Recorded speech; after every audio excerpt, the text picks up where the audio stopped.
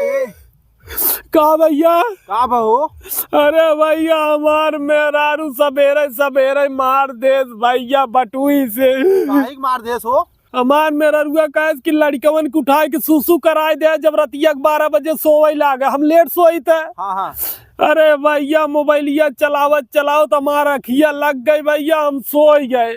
सवेरे में उठे तो देखे भैया लड़कवा हमार बिस्तरवा कुछ सुसु कह के भेज दे रहा। हाँ।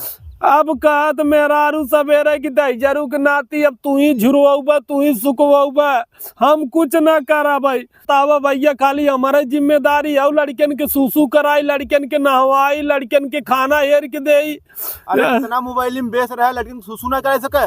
अरे भैया का करबा, मोबाइलिया देखे का आदत बन गई जाना। वही मेहरारू सवेरे सवेरे बटुई से मार दे भैया, कह दैजरू के नाती हमरे आँखी कोटे से हट के चला जा, हम भाग आए भाई।